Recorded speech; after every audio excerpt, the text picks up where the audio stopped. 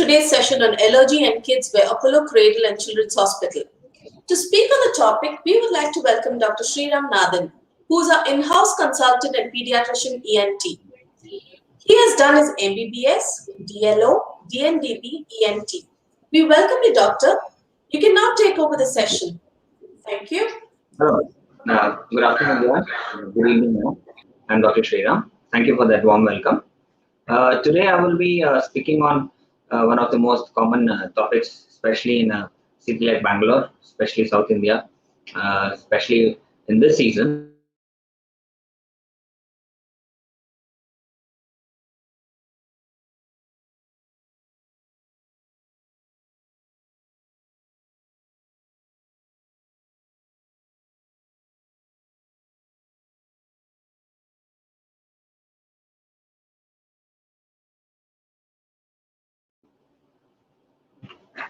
Sorry for the technical glitch.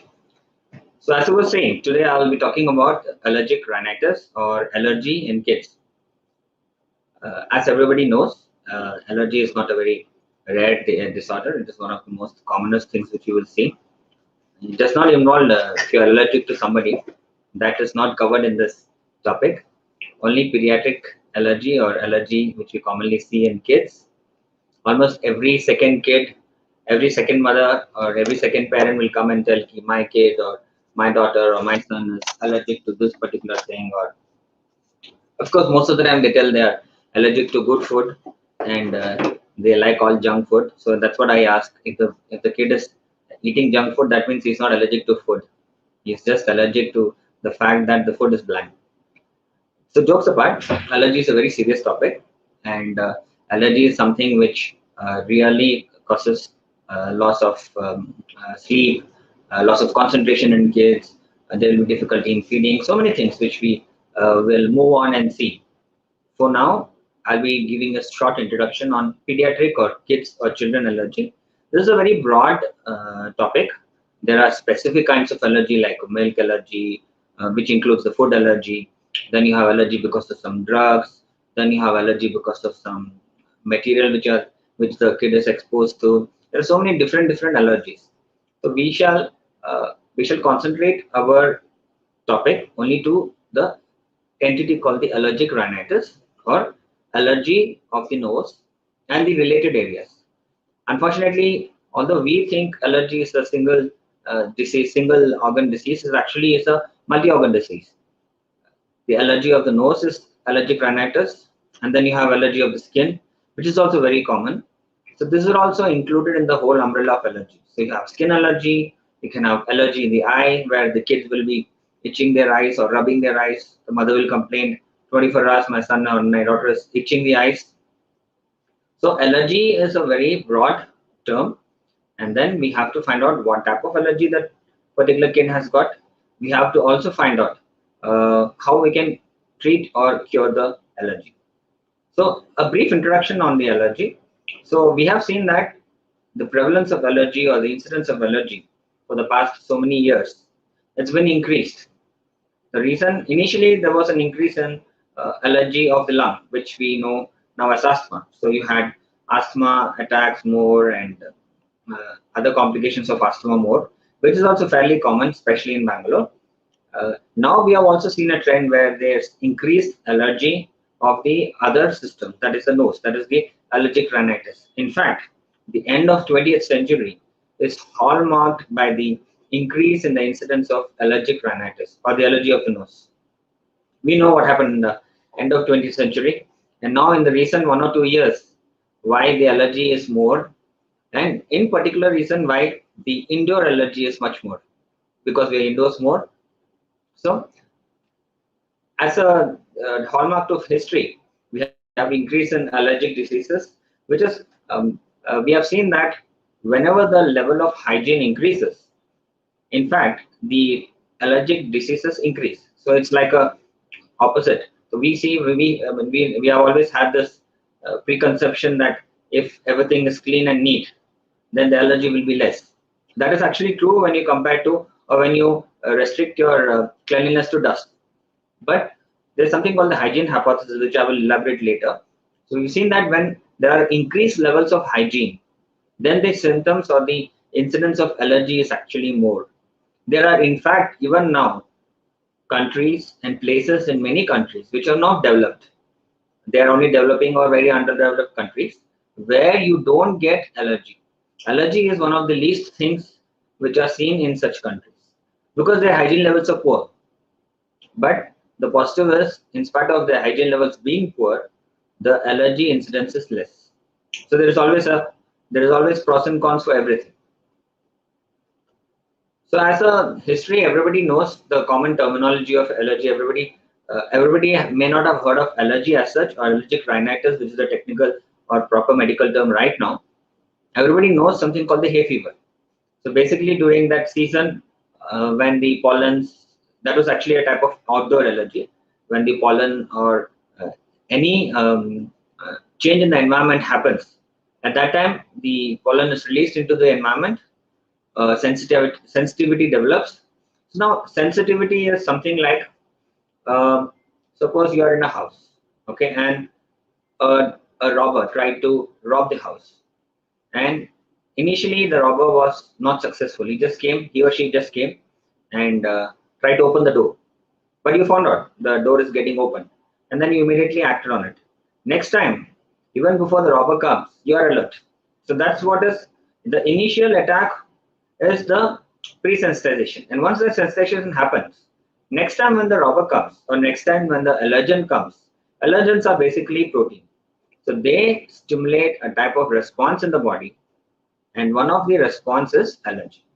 So we are ready for fighting the particular dust. So when you sneeze, you are actually not doing anything wrong. You have something called a defense mechanism. The body does not want this particular dust or pollen to enter your body. So what it does, it tries to take it out. So it's like a defense mechanism going over. So allergy is just a hyper responsiveness of the body. That's all. So it's not a lack of immunity, as it has always been. Everybody has got this misconception that a person has got allergy or his immunity or her immunity is low. It's not like that. It actually means the immunity is really good. It's actually too good. That's the problem. So they are overacting or overreacting. That's all it is. A recent trend, what we've seen, is the increase in the pediatric asthma, which has started in about 1960, and it has become obvious in all post-hygiene society. While the talk is going on, we'll be having some questions. I will be taking up as and when I get the chat. So there is one question which has been asked by one ma'am, Padma. Does only certain food cause allergy? Or a follow-up question to that is, are food allergies or dust allergies serious? And is this common among children? Yes. So we will go step by step. Actually, my talk will encompass all these answers anyway. So just to be giving a summary or answer of that question. So food allergies or a particular group of food, actually, in theory, you can have allergy to anything which is protein. That's how it is. So every component of the food or the dust or the pollens, whenever there's a protein, there is a theoretical chance that you may be allergic to it. There may be some person who's allergic to peanut. There may be some kid who's allergic to soybean. So it can be any food which causes allergy. So we do something called a food deprivation diet. So when we give a certain food or a group of food to a kid, if it's only one specific food, many times we have got parents who tell, even when we give this particular food, maybe peanut, then the kid starts sneezing a lot, or he or she starts having nose block or throat itching, throat irritation, any of those things. If that happens, then we know that particular food is the one which is causing allergy. But food allergy must be always distinguished by something called food intolerance. Now, food allergy and food intolerance are not the same. I will give a very common example which everybody knows. It's like the milk allergy. So now milk allergy has got two things. You can be allergic to the protein in the milk. So that when that happens, when the kid is taking the or digesting the milk or drinking the milk, then the kid will have all the symptoms of allergy. The symptoms of allergy, most common, what we normally see is sneezing or nose block, nose discharge. You'll have a very leaky nose, a very congested nose. So then you know that the kid is allergic to milk. But milk intolerance is different. In milk intolerance, the kid will actually drink the milk. The kid will drink the milk. There will not be any sneezing. There will not be any nose block. There will not be any congestion, nothing. But after the drinking or the taking of the milk, the kid may have secondary symptoms like bloating, fullness of the stomach, or loss of appetite. So that is an entity which specific to milk is called the lactose intolerance. We have seen that many of even the adults have a very majority of the population have got lactose intolerance. In that they are not able to digest the lactose in the milk. So that is a different type of food intolerance, not food allergy. So that has to be distinguished. Okay, and when a kid has got food allergy, there is a very big likelihood that that particular kid will be having other symptoms like itching, irritation, and stuff like that. And for diagnosing food allergy, we do have a very specific test called the skin prick test, which I will elaborate later. It's a very sensitive test to find out what that particular kid, the common allergens what we see. We have very common ones like the peanut, the milk, the soya bean. These are the common food stuffs which are not the shellfish, that is seafood allergy. So these are the common food stuff which we know are the ones which cause allergy in majority of children. So we test these and we find out what that particular kid is allergic to. We tell you to go for a allergen avoidance diet. That's all. You avoid that particular food stuff and you're fine. And of course, be careful that the kid does not take this in the future, and a warning is sent to any if the kid is going to some party or somewhere to avoid this particular food stuff. Now, food allergy and dust allergies are very serious.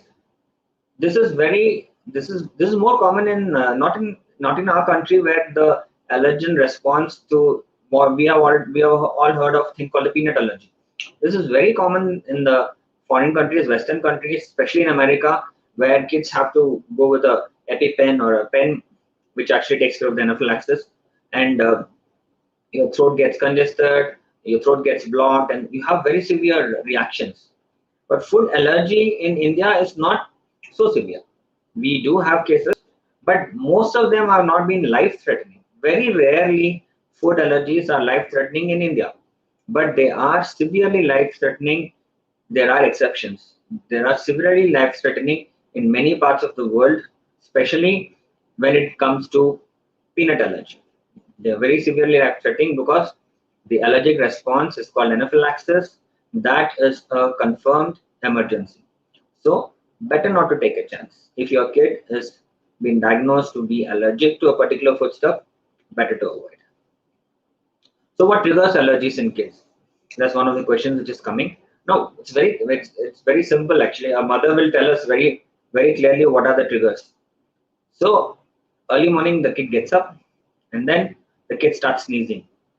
Maybe because of the cold air, or the kid has taken something cold, maybe some cold water, or gone to the toilet, brushed the teeth with the cold water.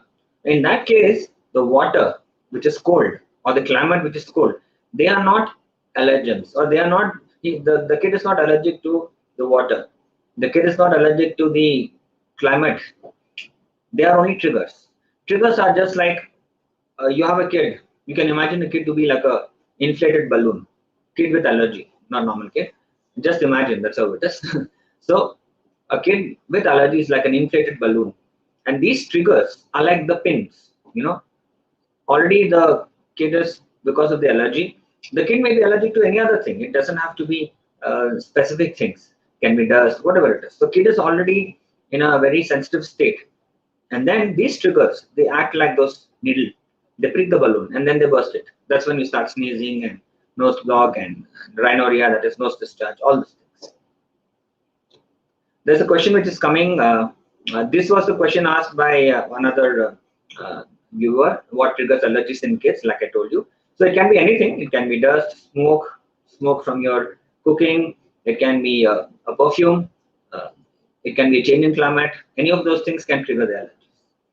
Another question which is coming is, should we take medicines all the time or only when the allergy symptoms gets worse? So I will actually talk about, if you bear with me just 5 minutes, I will actually talk about the proper management of allergy.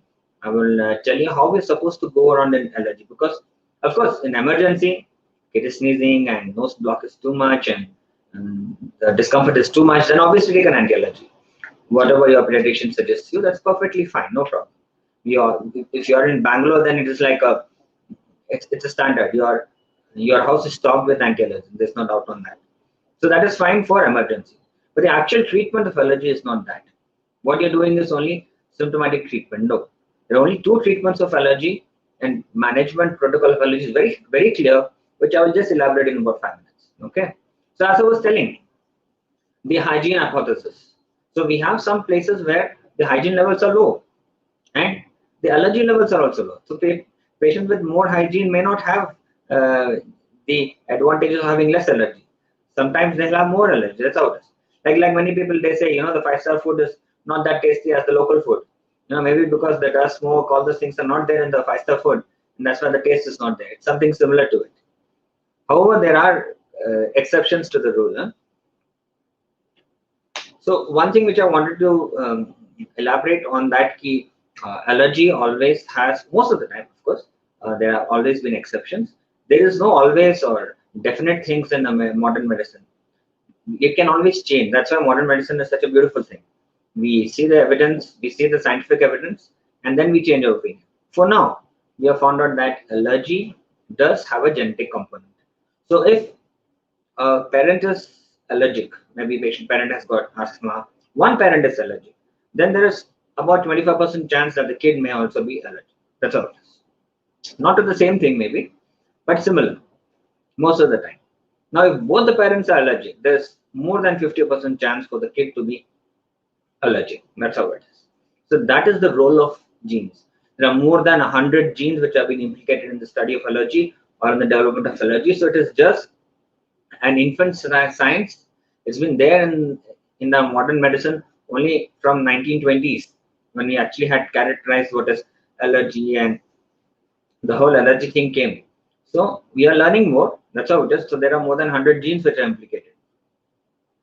Now I was talking about allergens. So allergens are broadly divided into two things. What are allergens? Like I told you, they're like protein. Now, because of the advent of COVID and RT-PCR and all these technical things, I think terms like protein and allergens are actually something which most of us will know. Like RT-PCR, where they take a DNA or RNA strand and they increase that's how you find out whether COVID is present in your nasal mucosa or not. In the same way, allergens are protein, and these are protein which cause two things. Like I told you about the robber in the house.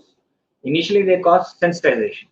That means they make your body alert after the first exposure. The second exposure causes the body to react. That's how it is. So whenever this body gets exposed to allergens, which are proteins, the body does a reaction, which can be sneezing, nose block, whatever it is. I'll tell you the symptoms actually, and that is called allergy. Okay, and there are two broad terms or two broad classes of allergens. One is indoor allergens, another is outdoor allergens. Now, indoor allergens, everybody knows this. You know that most of the mothers, especially first-born baby mothers, we have seen that very clearly. Mothers are very finicky about dust and cleanliness and everything. That is why, what are we doing there? We are actually trying to keep the baby away from dust mites, because dust is actually a very complex mixture of so many things. You have three different types of dust mites. You have Dermatophagatus farinae or Terronicinus, or something which we have found out recently called Blomia tropicalis. These are three dust mites which are seen in the dust. We can actually take the dust, put it in the microscope, under some magnification, we can actually see those mites moving. Once you see that, then you'll never go near a dust. That's how it is. So that is the dust mites. And then the dust can have so many other things. It can have some cockroach particles, it can have some insect particles, some protein from things like spider webs. So those things, that whole mixture is a dust. And the kid can be allergic to any of those things. So indoor allergens are mainly dust. Then you have allergen, if you have allergic to fur, it can be cat fur or dog fur. So you can actually find very clearly many times when the kid is going out for a walk, the kid is fine. but the moment he or she comes inside the house, then the symptoms start. Then we have a uh, very positive indication that the kid may have indoor allergens. Okay, so that is indoor allergens. Another common indoor allergen is the fungus. Now, why we are talking so much about indoor allergens is that for the past 1.5, 2 years, we have been actually been indoor only. We are all become indoor people because of the lockdown and everything. So we have seen an increase in the incidence of allergic rhinitis, especially which are prominent allergens are the indoor allergens. Another indoor allergen which we commonly see are the fungi. Not the fungi are the ones which became very famous during the last wave when they caused all the infection in the nose and mucor or black fungus or so many other different colors which the articles normally used to give. So these fungus are actually ubiquitous, they're everywhere. But when you have seepage in your toilet or in the basement of parking, or you have old clothes, these places are like a very good bed for the fungus. So these are the places where you get indoor allergens. And the other broad category of allergens are the outdoor allergens. It can be pollen, it can be so many other things, industrial smoke, any of those things. Okay, so they are all, most of them, majority are the pollens. So there is a whole group of anemophilous plants. What are pollens? Pollens are actually just the male gamete of the plant, and these are again protein, and they elicit allergic reaction. So there are specific hyperallergic trees which we characterize, and that's what we test during the, like I told you, in the skin prick test. That's how it is. So we find out the outer allergens. There are some parasites involved in the development of allergens, but again, that's not been proven. So, coming back to the type of allergens, outdoor, indoor, you know that. So once we find out the kid is allergic, how do we diagnose it? Of course, from the history, the kid or the mother, of course, will say the kid is not eating properly, sneezing all the time, and the growth spurt is not that great, all those things. That history is very, very important. We have also seen that if there is a diet change, when there's a reduction in vitamin D, or when there's too much of a restriction, sometimes the allergens can develop. That's how it is. But every kid is different. There is no uniform law for every other kid. We have to see kid to kid basis. You cannot, what works for one person doesn't work for anybody. But that's how it is. So every kid will have a different allergy which has to be elicited.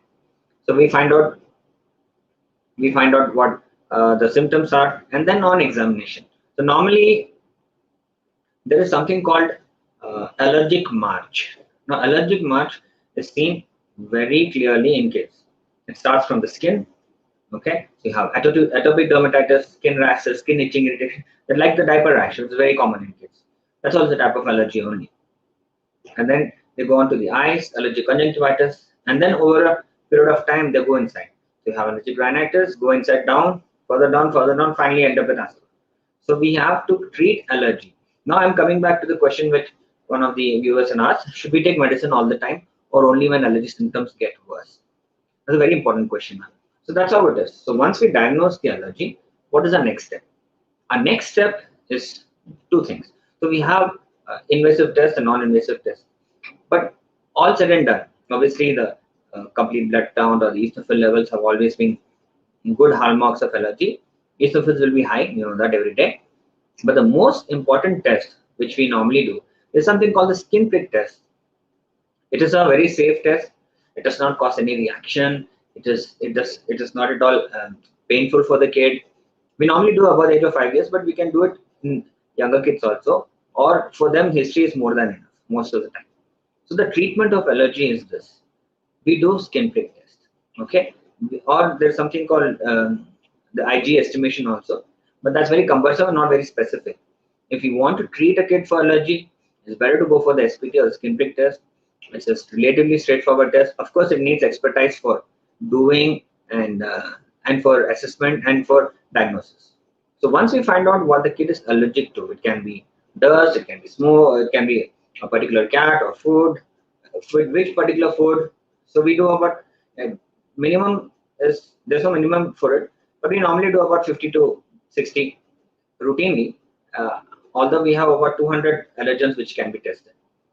So once we find out what the kid is allergic to, two things. One is allergens avoidance. Now, of course, a kid is allergic to mosquito, you're done and done. Completely make sure that the pest control happens and there's no insect in the house, and the kid will have no problem at all. But if the kid is allergic to dust and very severe allergy, then there's something called allergic immunotherapy. Previously, the allergic immunotherapy was like an injection. You have to come, it's called SCIT at that time. So at that time, we had to give injections, which was not very comfortable for the kids. And then the follow-up issues, especially during, you can know during lockdown time, all the permutation, combination, everything will go. But now we have something called the SLIT or sublingual immunotherapy. These are nothing. These are just bottles which have got the allergens in different concentration, and the kid will be taking the allergens in graded amount and over a period of time. This allergic response is technically called the Th2 response. Over a period of time, the kid will have reduced allergy, and it will become as Th1. That means not very responsive to allergens. And that is the only treatment for allergic rhinitis. So coming back to your question, whether we give medicines to treat the patient or a person all the time or only when the symptoms get worse, there are two medications here, ma'am. One medication is oral medication like the antihistamines, which almost everybody knows. You can give a good antihistamine syrup or tablet and have a good control. And then there's a spray, which is a nasal spray, it's a steroid spray, but the dose which is given is actually in micrograms. And it has very good control. Nose block, nose discharge, sneezing, everything will get better. There is always a chance that the kid will be allergic most of the time. There is something called the minimal persistent inflammation. So even if the kid has got no symptoms, he still has allergy. So the symptoms are not very severe, and only once in a while, maybe once or twice a month in a year, if the kid is having those symptoms, then you can actually give the treatment as and when required, no problem. But the symptoms are severe. Symptoms are almost every other time, and the patient or the kid is always having restlessness. Then you can stop the oral antihistamines over a period of time. Give it only when the symptoms are more. But the nasal spray, which actually takes care of his nose block, nose discharge, sneezing, and to a certain extent improves the quality of life of the kid, that should be continued. The doctor will decide how much to take, how to reduce, and everything. But it's always better to continue over a time and then only reduce or stop it, depending on the response. There are a couple of questions, I'll take them. If the kid is allergic to a particular food, is he supposed to avoid that particular food permanently? Now that is the beauty of food allergy. We have actually seen many times, of course, if the reaction of the food, like I mentioned at the start of my talk, the reaction of the food is like in other states where, out of country where, like peanut, if the reaction is life-threatening, the kid is having very severe symptoms, not able to breathe, throat gets choked up, nose block, nose discharge, then it is very unlikely that the kid will outgrow the allergy. If it is so severe, such severe reactions normally do not get outgrown. We have seen cases where they do outgrow, but it's like, who would try to give peanut to a kid having an allergic history, having a catastrophic allergic episode? So it's better to avoid. We cannot take that chance. But some of the milder allergies, especially like some kid, you can know that they take maybe a lemon juice or an orange juice, something which is very sour, and they start getting sneezing. That's actually not allergy. That's again a trigger, like I told you about the water and the climate. So those triggers over a period of time, if you control the allergy, they get better. Many times, milder forms of food allergy also get better over a period of time. But again, kids to kids vary. But the only treatment which makes sure that a kid can consume a particular foodstuff that kid likes is allergic immunotherapy. And if you go for allergic immunotherapy, if a kid is very severely sensitive to a particular foodstuff, over a period of time, the kid can partake those foodstuffs. So that's the only treatment for specifically which cures allergy. So you can actually think about if the kid likes the particular foodstuff, definitely you can think about allergic immunotherapy, and then those food allergies can be countered. That's how it is. So like I was talking about the allergic march. So that is one main complication of allergy. And then other complications are there, like you have atopic dermatitis, food allergy, which is increased. Then you have eye rashes. Kid is not opening her eyes, or always itching all the time. Difficult to concentrate in your studies and stuff like that. Not eating properly. They're all complications. Like I told you, how do we diagnose? History. Elicit a proper history. Elicit the symptoms. In that, history is like one of the chief ways by which we diagnose what type of allergy. Like I told you, indoor, outdoor, when the kid is more comfortable, early morning, late night, afternoon, when the kid is more comfortable, when the kid gets allergy in a particular room, you open the window, the kid starts sneezing. So you know it could be outdoor allergy. Or a kid goes to the attic, there are some pigeon droppings there. So you know it could be some bird allergy. That's how it is.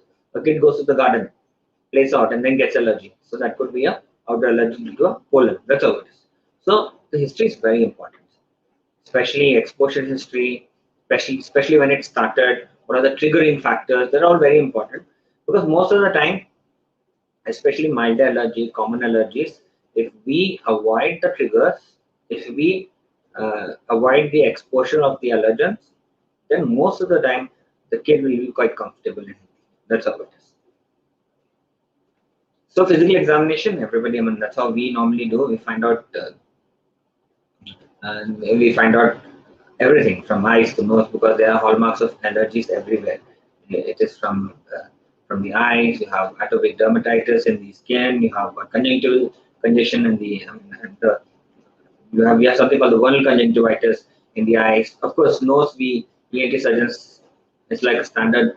We have boggy turbinates. We've got something called the boggy turbinates. These turbinates are structures which are seen in your nose, which are wrongly always told as polyps. They are not polyps. They're actually turbinates. They are structures seen in the nose, and they increase in size whenever there is allergy. That's how it is. So there are very specific hallmarks of allergy, which is very easy to diagnose, and then history is a very good guide. So after physical examination, we have like I told you, we have the diagnostic tests, and then so after the diagnostic test, which I told you is the skin prick test, it just takes about 25-30 minutes. The reports are there with you immediately. You can know what you're allergic to. The doctor will guide you. You're allergic to this particular foodstuff or this particular fungus. The most important thing is once you find out, even if you don't go for allergic immunotherapy, once you find out if the kid is allergic to dust, you can go for a professional dust cleaner who can actually do a nice vacuuming or industrial level vacuuming of your house. Make sure there are no dust collected. There are no dusty areas in your house. If there's any seepage in your house, you can actually take care of that. If there's a specific exposure to a particular allergen, that can be avoided. If it is some food stuff, definitely it can be avoided. Unless, of course, the kid is allergic to many foodstuffs, then it's always better to go for the immunotherapy. For kids, immunotherapy works it works really well because they are young, they listen to you, and they are compliant in their medication. So immunotherapy is a very good treatment for allergy. So after skin prick test, consult your doctor. He or she will advise the skin prick test. Go for the skin prick test. Find out what the kid is allergic to, and try to treat the allergy, not the symptoms. And when the kid has got any severe allergic attacks, it has to be noted.